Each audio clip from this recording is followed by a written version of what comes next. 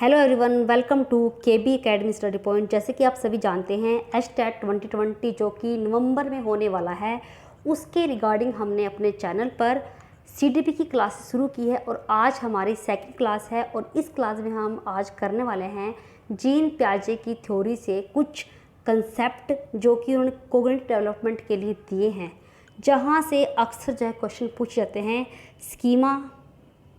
Schema क्या होता है, एसिमिलेशन क्या होता है, एकोमोडेशन क्या होता है, अडेप्शन और इक्विलिब्रेशन।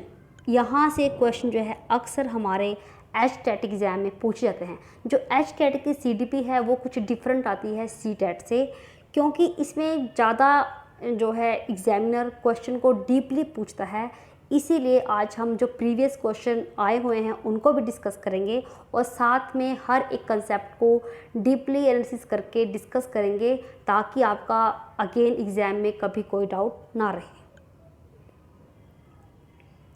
पियाजे, पहला क्वेश्चन तो हमारा ये बनता है कि पियाजे ने थ्योरी कब दी थी? 1936 में। और सबसे पहले जो कोग्निटिव डेवलपमेंट की थ्योरी दी है वो किन्होंने दी है? जीन पियाजे ने। ये क्वेश्चन भी प्रीवियस टेट में पूछा जा चुका है कि संज्ञान विकास की थ्योरी किन के द्वारा दी गई है? जीन पियाजे के द्वारा। और कब दी गई है? 1936। और एक क्वेश्चन हमारा ये बनता है कि ये कहाँ के थे? ये जो जीन पियाजे थे ये स्विट्ज़रलैंड के थे, एक स्विस साइंटिस्ट थे। और इन्होंने क्या की हुई थी? पीएचडी की हुई थी। क्या की हुई थी? पीएचडी। और किस में की हुई थी? जूलॉजी में।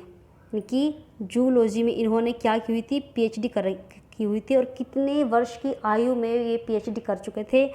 ओनली 22 ईयर की एज में जीन पियाजे जी जूलॉजी से पीएचडी कर चुके थे।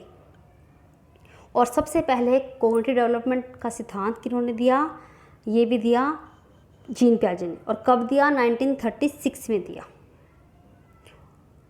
ही disagreed with the idea that the intelligence was fix trait. इन्होंने कहा कि हर एक जो व्यक्ति है उनके अंदर जो है इंटेलिजेंसी फिक्स है। And regarding cognitive development as a process which occur due to the biological maturation. और ये कहते हैं कि एक दिमाग का विकास जैसे जैसे बच्चे की जो है बायोलॉजिकल मैच्योरेशन आता है, यानी कि जैसे बच्चा अपनी एज में बढ़ता है उसकी एज के साथ साथ जो है उसकी मेंटल ग्रोथ जो है होती है, मेंटल डेवलपमेंट होता है। ये बात किसने कही थी? जीन पियाजे ने। यानी कि जैसे जैसे एज की स्टेज, जैसे 2 साल का बच्चा, उसका दिमाग का डेवलपमेंट 3 का 4 का, यानी कि एज के साथ डेवलपमेंट का किसने कहा था? जीन पियाजे ने कहा था। और जो जीन पियाजे थे कि पहले ऐसे फर्स्ट साइकोलॉजिस्ट थे जिन्होंने एक सिस्टमेटिक स्टडी की थी कोग्निटिव डेवलपमेंट के बारे में। ये भी बहुत इंपॉर्टेंट कंसेप्ट है कि सबसे पहले साइकोलॉजिस्ट कौन थे जिन्होंने सिस्टमेटिक, यानी कि एक एक सिस्टमेटिक तरीके से स्टडी की थी किसकी? कोग्निटिव डेवलपमेंट की, यानी कि संज्ञानात्मक विकास की। बहुत ही बच्चे कंफ्यूज होते हैं कि कोग्निटिव क्या होता है। कोग्निटिव यानी कि हमारे दिमाग से, यानी कि मेंटल जो हमारी डेवलपमेंट है उससे संबंधित, हमारे सोचने समझने की बुद्धि को बोलते हैं कोग्निटिव डेवलपमेंट। कि कितना बेहतर हुआ है एक बच्चे का 2 साल में सोचने समझने की बुद्धि, 3 में, 4 में, ऐसे जो है एज में डिवाइड किया था सबसे पहले किन्होंने किया? जीन पियाजे जी ने।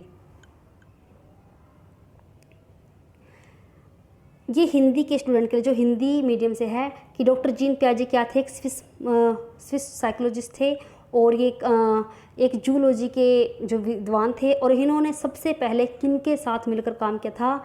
बिने, जिन्होंने बिने के साथ इन्होंने मिलकर काम किया था। और बिने कहाँ के थे? बिने थे फ्रांस के। और पियाजे कहाँ के थे? स्विट्ज़रलैंड के थे। पियाजे ने बुद्धि के विषय में अपना तर्क दिया था कि बुद्धि क्या होती है? बुद्धि जन्मजात नहीं होती। बहुत ही इम्पोर्टेंट पॉइंट है कि किनके द्वारा कहा गया है कि बुद्धि जो है जन्मजात नहीं होती। ये कहा गया है जीन पियाजे जी के द्वारा। पियाजे जी ने कहा कि जैसे जैसे बच्चा ग्रोथ करता है, उसकी एज बढ़ती है, उसके साथ साथ उसके जो है बुद्धि विकसित होती है। इनकी बुद्धि क्या होती है? जन्मजात नहीं होती। इन्होंने इस पूर्व में प्रचलित कारकों की बुद्धि जन्मजात होती है का खंडन किया। इससे पहले जिन्होंने कहा था कि जो जितने भी हमारे साइकोलॉजिस्ट थे उन्होंने कहा था कि बुद्धि जो जन्मजात होती है, पर एक सिर्फ जो है जीन पियाजे जी ने कहा कि बुद्धि जो जन्मजात नहीं होती। बहुत ही इम्पोर्टेंट पॉइंट है। और जैसे जैसे बालक की आयु बढ़ती है वैसे वैसे उसका कार्य क्षेत्र भी बढ़ता है। जैसे 2 साल का बच्चा कुछ चीज़ों को उठाता है, पकड़ता है, चलता है, देखता है, 3 का कुछ, 4 कुछ, यानी कि जैसे जैसे उसकी एज बढ़ती है, उसमें मैच्योरिटी आती है, उसके साथ साथ ही उसका जो है बुद्धि का विकास भी संभव होता है। ये किसने कहा था? जीन पियाजे ने कहा था। प्रारंभ में बच्चा केवल सरल जो सरल संपत्ति है, इनकी जो सरल कॉन्सेप्ट है, इसका मीनिंग होता है कॉन्सेप्ट, यानी कि जो सरल, जो बिल्कुल इजी है कॉन्सेप्ट, उनको सीखता है। जैसे कुछ अनुभव करना, जैसे जो कुछ देखता है, जो उसके आसपास की आम चीज़ें हैं, जैसे कोई बर्तन है, कटोरी है, कोई खिलौना है, उन्हीं को, जो आम चीज़ों को वो देखता है। सबसे पहले एक ईजी कॉन्सेप्ट को बच्चा सीखता है। जैसे कुछ पहले चूसना, फिर पकड़ना, चलना, देखना, ये जो धीरे धीरे जो क्या करता है, वो इससे एक्सपीरियंस लेता है।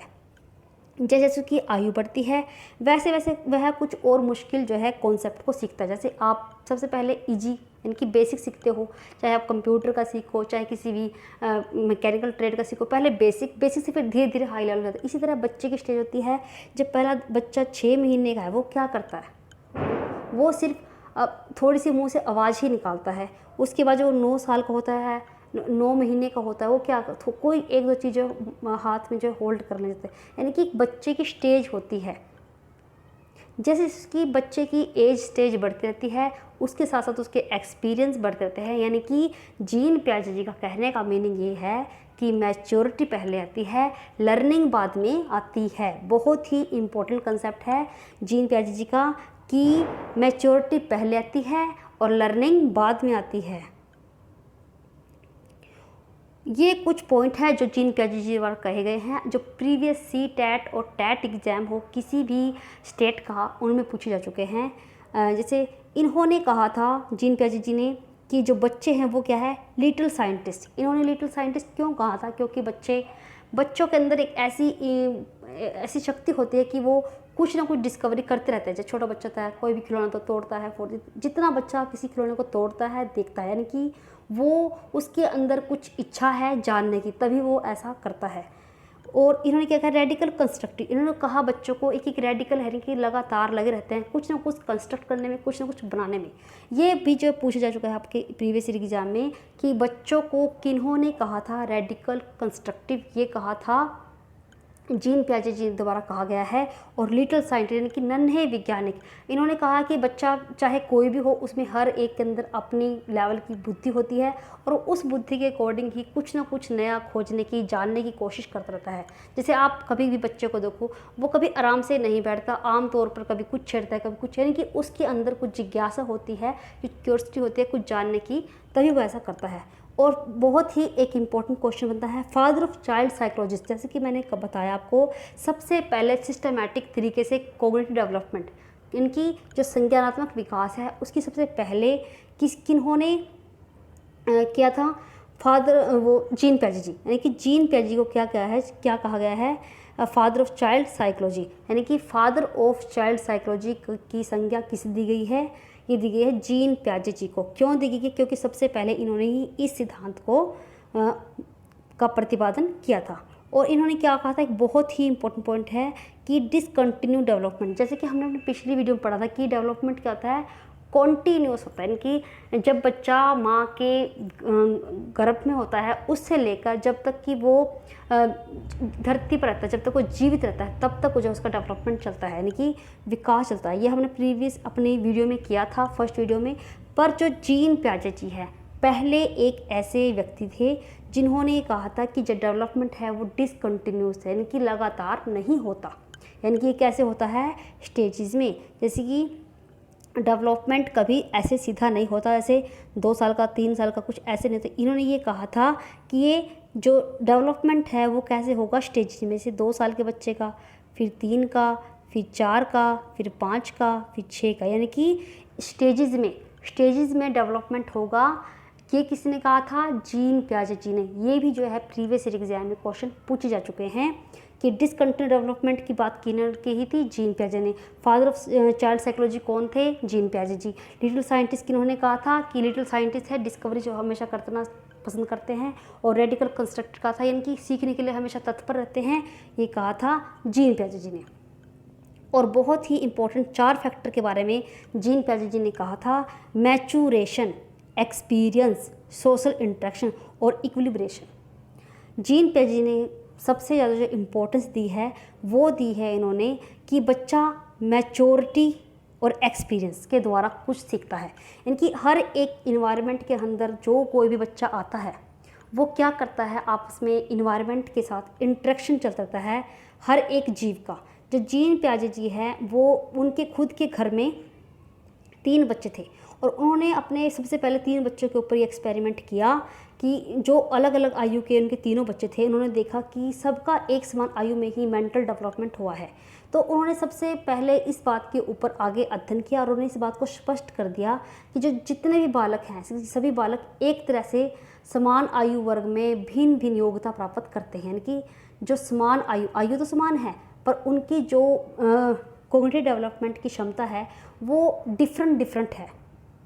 बहुत ही इम्पोर्टेंट है कि सबसे पहले इन्होंने ये बात रखी थी कि चाहे एज हमारी सेम है, यानी कि 3 बच्चे इकट्ठे लिए तो उन्होंने देखा कि इन तीनों की तो समान एज में हुई है, पर ये ज़रूरी नहीं है कि हर एक बच्चे की समान एज में। इसके लिए इन्होंने सबसे पहले जो अपना एक्सपेरिमेंट किया था अपने घर के बच्चों पर किया था और उसके बाद जो है बाद में जो और बच्चों पर किया, और उनसे ही इन्होंने ये कंसेप्ट निकाला कि ज़रूरी नहीं कि हर एक की समान एज में जो है मेंटल डेवलपमेंट हो, यानी कि कॉग्निटिव डेवलपमेंट समान एज में होना हर एक बच्चे का संभव नहीं है, कि हर एक बच्चे का डिफरेंट एज में जो डिफरेंट मेंटल डेवलपमेंट होता है।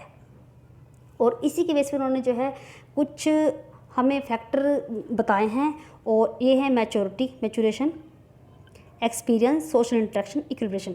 एक क्वेश्चन हमारा ये बनता है कि जीन पियाजे ने सबसे ज़्यादा लीस्ट यानी कि सबसे ज़्यादा कम इम्पोर्टेंस किसको दी है, सोशल इंटरेक्शन को। जैसे कि वाइगोत्स्की है, उन्होंने क्या कहेंगे, ब्रूनो है, वाइगोत्स्की, वो सोशल इंटरेक्शन को ज़्यादा इंपॉर्टेंस देंगे, पर जीन पियाजे हैं वो सिर्फ मैचुरेशन और एक्सपीरियंस, सिर्फ 2 चीज़ों को ज़्यादा इम्पोर्टेंस देते हैं अपनी थ्योरी में।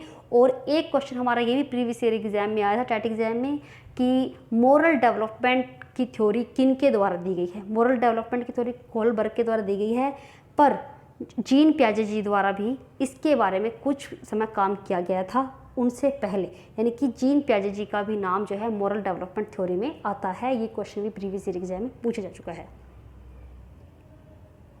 मैचुरेशन, जैसे कि बच्चा पहले 2 साल का, फिर 4 का, फिर 5 का, यानी कि जैसे जैसे वो बढ़ता है मैच्योरिटी आती है। जैसे मैच्योरिटी आती है वो कुछ ना कुछ रेडीनेस टू लर्न, कुछ ना कुछ सीखने के लिए रेडी हो रहता है। यानी कि मैचुरेशन से संबंध किसका हुआ, लर्निंग का, यानी कि मैच्योरिटी पहले आई और लर्निंग क्या बाद में आई। ये बहुत ही इंपॉर्टेंट कंसेप्ट है कि किन्होंने कहा था कि मैच्योरिटी पहले आई और लर्निंग बाद में, किन्होंने कहा था, जीन पियाजे जी ने कहा था। एक्सपीरियंस, जैसे जैसे बच्चा सीखता है लर्निंग होती है, लर्निंग से क्या होता है, उसके काम करने में बेहतरी आती है, उसे कुछ एक्सपीरियंस मिलता है। और एक्सपीरियंस क्या है, एक चेंज है, यानी कि पहले कुछ सीखा था बच्चे ने, अब कुछ सीखा है, यानी कि जो उसने सीखा है कुछ परिवर्तन आए हैं, उस परिवर्तन को उसने अनुभव किया है, वो उसका हुआ एक्सपीरियंस। और जो वो इसके साथ सोशल इंटरेक्शन करता है, समाज में देखता है, जो उसकी खुद की प्रॉब्लम है उसको रिलेट करता है समाज के साथ, वो हुआ सोशल इंटरेक्शन। और लास्ट बचा हमारा इक्विलिब्रेशन। इक्विलिब्रेशन होता है एक बच्चे की प्रॉब्लम, यानी कि जो बच्चे की कन्फ्यूजन से लेकर सॉल्यूशन तक, जो बच्चे की कन्फ्यूजन है और जो बच्चे का सॉल्यूशन है, इसके बीच में आने वाली सारी प्रोसेस क्या है, हमारी इक्विलिब्रेशन। इसे हम आगे समझेंगे अच्छी तरह से।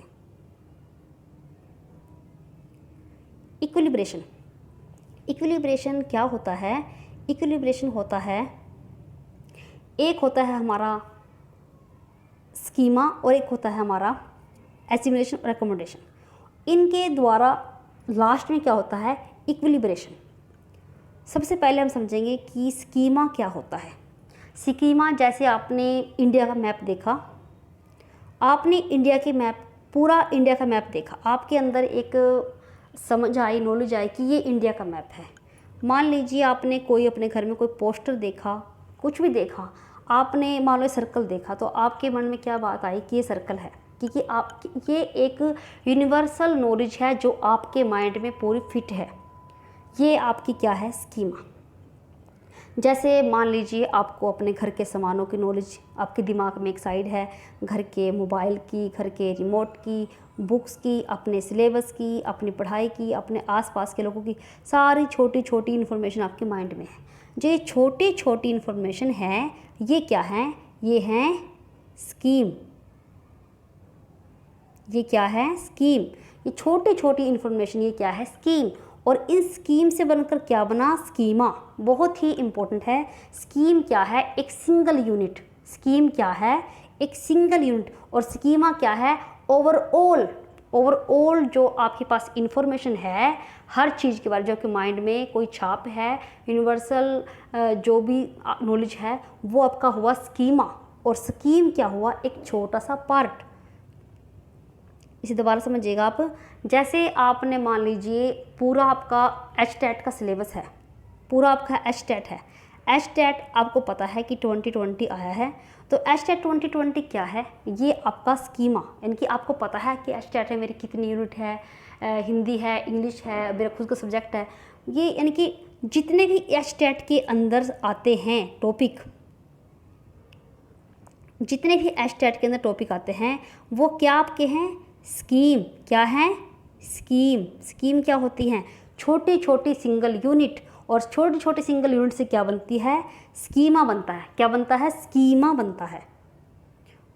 अब दूसरे नंबर पे आइए। अब समझा आपने स्कीमा। स्कीमा किसी भी चीज़ के बारे में नॉलेज, जैसे आपने गली में कुत्ता देखा वो वाइट कलर का था, तो ये क्या है? स्कीमा। यानी कि उसके 2 आँखें हैं, 2 कान हैं और एक पूँछ है और वो वाइट कलर का है।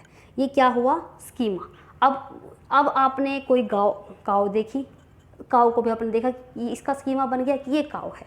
जैसे आपने अगर अपने फ्रिज देखा, स्कीमा बन गया ये फ्रिज है। जैसे आपने कोई मैप देखा, स्कीमा बना मैप है। पर जब उसकी छोटी छोटी बातों के बारे में आप डिटेल से बोलते हो, इसकी 2 आँख है, नाक है, एक एक चीज़ के बारे में जिक्र करते हो, वो क्या हुआ? आपका स्कीमा। जैसे कि आपने कोई पिक्चर देखा, पिक्चर में ये मोम है, डैड है और एक बच्चा है, ये सारी पिक्चर, ये क्या हुआ? स्कीमा। और जब अकेले की बात की जाए कि ये कौन है, बच्चा है, क्या नाम है, ये कौन है, जब सिंगल यूनिट बात वो क्या है? स्कीम। एसिमिलेशन को हिंदी में समावेशन और आत्मसातीकरण कहते हैं। आत्मसातीकरण और समावेशन क्या होता है? एसिमिलेशन, इसको आप एक ट्रिक से याद करिए।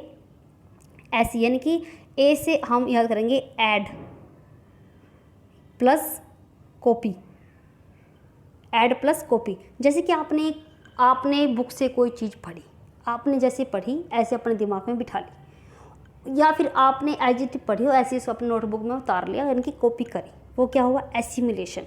जैसे कि आपने गली में कोई चीज़ देखी और मम्मा ने कहा कि ये तो भाई डॉगी है, तो आपके दिमाग में बात बैठ गई कि ये डॉगी है। जैसे आप कहीं दूसरी सिटी में गए और आपने वहाँ पे कुछ और देखा, आपने देखा वहाँ पे काले कलर की कोई बुफेलो देखी, तो आपने कहा ये भी डॉगी है, अगर मैं बोला नहीं ये बड़ी है, ये बुफेलो है। आप कहीं और गए और आपने ये देखा कि ये क्या है, ये आपने मान लो वहाँ पर लोयन को देख रहे, आपने कहा कि ये लोयन है, ये येलो कलर का है, ये ब्राउन कलर का है, आपने कुछ ऐसी देखा, आपकी मम्मा ने कहा कि हाँ ये लायन है। तो इस तरह से एक आपके अंदर नॉलेज आती गई। जब आप अपनी पिछली नॉलेज में, यानी कि डॉगी भी वाइट होता है, काऊ भी वाइट होती है, बुफेलो ब्लैक होती है, यानी कि जब डिफरेंट नॉलेज आप देखते हो सोसाइटी के अंदर, इन्वायरमेंट के अंदर, और आप उसे क्या करते रहते हो? एज इट ऐड, उसमें कोई मॉडिफिकेशन नहीं करते, बस एज इट। आपकी मम्मा ने आपको कहा, आपने उसे मान लिया, मम्मा ने कहा आपने मान लिया। क्योंकि जब भी हम संसार में आते हैं हमें हर चीज़ की गाइड समाज देता है, पेरेंट्स देते हैं।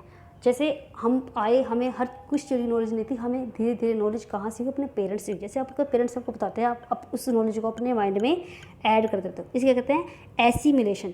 अगर आपको याद ना रहे ए से ऐड, या फिर अगर हिंदी में आप हिंदी के है कैंडिडेट, समावेशन का मतलब क्या होता है? समाना, यानी कि अपने अंदर समाना, यानी कि बिठाना, मिलान करना। एसिमिलेशन, ऐड करना, यानी कि जैसे आपने कोई चीज़ देखी वैसी की वैसी ऐड करी, और पुरानी नॉलेज में भी नई नॉलेज क्या ऐड करी। जब आपका क्वेश्चन एग्जाम पूछ जाए कि जब प्रीवियस नॉलेज में जो आपकी एग्जिस्टिंग नॉलेज है उसमें कुछ नई नॉलेज ऐड करते हैं, तो उसे क्या कहते हैं? एसिमिलेशन या समावेशन या आत्मसातीकरण। और अनुकूलन, एकोमोडेशन, एकोमोडेशन क्या होता है, इसे आप ट्रिक से करिए। एकोमोडेशन इसमें आता है मोड, मोड से आप ट्रिक बनाएंगे मॉडिफिकेशन, क्या बनाएंगे, मॉडिफिकेशन, इसकी ट्रिक बनाइए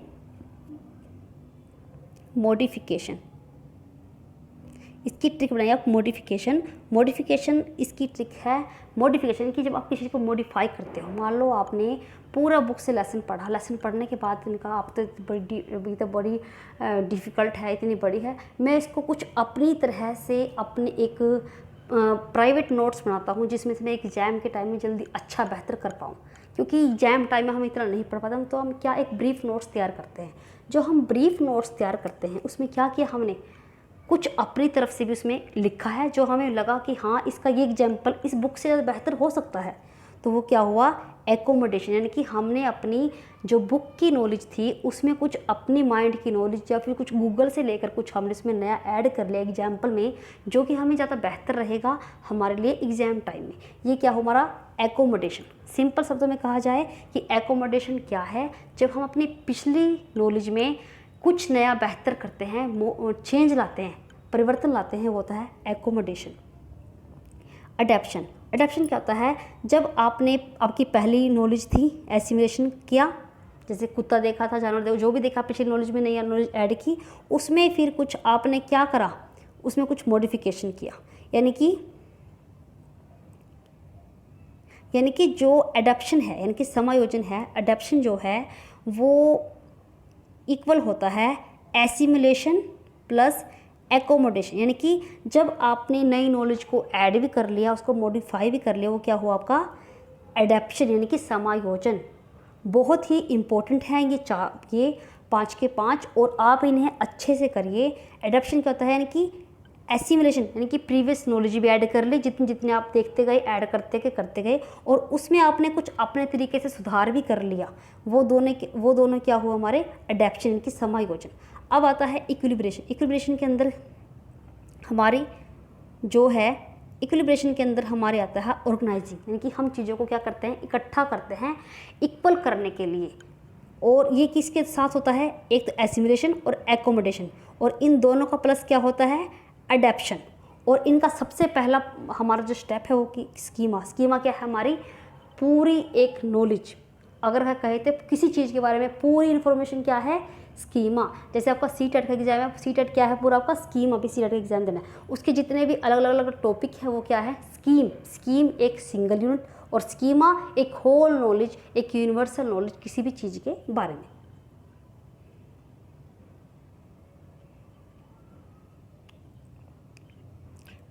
जैसे कि मैंने आपको पहले ही समझा दिया, बस ये थोड़ा सा हिंदी मीडियम के बच्चों के लिए मैं अलग से लिख के लाई हूँ, बस ये पढ़ने की जरूरत नहीं, जिसने वो समझ लिया उसके लिए वो ही बहुत बेहतर है।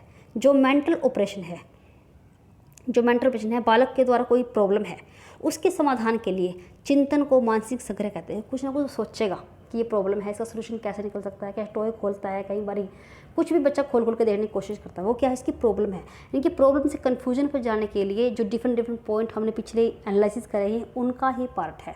और स्कीम क्या है, एक छोटी सिंगल यूनिट की जो बच्चे के पास इंफॉर्मेशन है, वो क्या है, स्कीम्स। और स्कीमा क्या है, एक होल इन्फॉर्मेशन, जैसे एक रिमोट है वो क्या है, स्कीमा। और जो रिमोट के अंदर आपके डिफरेंट पार्ट है, जो सेल डले हैं अंदर, जो भी उसके कोडिंग है, वो सारी क्या है, स्कीम्स। यहाँ से एक क्वेश्चन हमारा बनेगा एग्जाम में कि वातावरण एवं क्रियाओं का योगदान सीखने और अधिगम में महत्वपूर्ण, यानी कि जो मैंने आपको पहले बताया कि इन्वायरमेंट में एक्टिविटी करता है बच्चा, जितनी एक्टिविटी करेगा उतना ज़्यादा क्या करेगा, बच्चा सीखेगा। और एक्टिविटी कब करेगा, मैचुरेशन के साथ करेगा, यानी कि बच्चा पहले क्या होगा, मैच्योर होगा, उसके बाद एक्टिविटी करेगा, और एक्टिविटी करने से क्या होगी, लर्निंग होगी, लर्निंग से क्या होगा, एक्सपीरियंस होगा।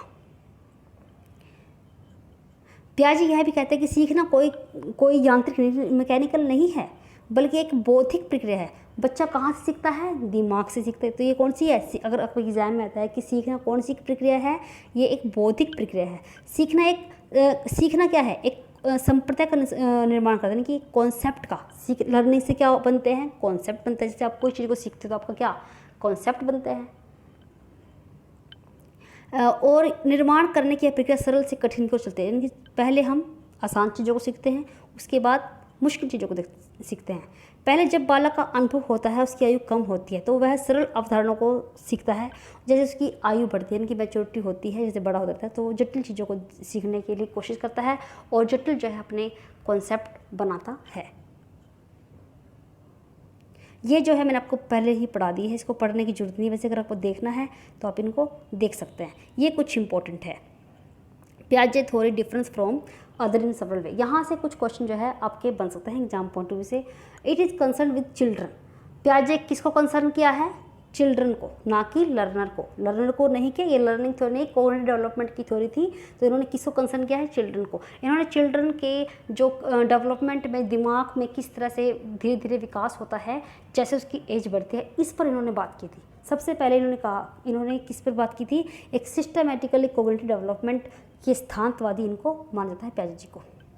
It focus on development rather than learning. इन्होंने किस पर ध्यान दिया? डेवलपमेंट पर, ना कि लर्निंग पर। इन्होंने लर्निंग पर ध्यान नहीं दिया, किस पर दिया है? Development. So it does not address to learning of information of specific behaviour. तो इसे हम नहीं कह सकते कि बच्चा जो है स्पेसिफिक बिहेवियर से कुछ इन्फॉर्मेशन जो है सीखता है। It process discrete stage. जैसे कि मैंने आपको बताया कि इन्होंने किसने क्या कहा था कि बच्चे की जो डेवलपमेंट है वो कैसे होगी? डिस्क्रीट, यानी कि कॉन्टिन्यूस नहीं होगी, वो ऐसे होगी जिग जैग ऊपर नीचे, कॉन्टिन्यूस नहीं होगी। rather than gradual increase in the number and complexity of behavior concept idea। जैसे जैसे बच्चे की मैच्योरिटी बढ़ती रहेगी, उसकी कॉम्प्लेक्सिटी यानी कि वो जटिल चीज़ों को सीखेगा, उसके बिहेवियर भी चेंज आएंगे, उसके कंसेप्ट आइडिया जो है बिल्ड होंगे। तो जो सबसे इम्पोर्टेंट हमारी इस थ्योरी में है यही है कि स्कीमा, एसिमुलेशन, एकोमोडेशन, अडेप्शन और इक्विलिब्रेशन क्या होता है? इन सब का इकट्ठा होना क्या होता है? इक्विलिब्रेशन। इक्विलिब्रेशन में ये सब जो हमारी स्कीम है, स्कीमा है, एसिमुलेशन है, एकोमोडेशन है, अडेप्शन है, ये सारी किसके अंदर आती है? हमारे इक्विलिब्रेशन में होता है। आई होप गाइस आपको हमारी आज की वीडियो पसंद आएगी और हम नेक्स्ट वीडियो में जो इसकी स्टेजेस हैं, सेंसरी मोटर स्टेजेस, जो इसकी इन्होंने स्टेजेस दी हैं बच्चों की एज के अकॉर्डिंग, उन सभी को डीपली एनालिसिस करने वाले हैं अपनी कल की वीडियो में। अगर आपको हमारी वीडियो पसंद आए तो लाइक करें, शेयर करें, सब्सक्राइब करना ना भूलें। Thank you guys.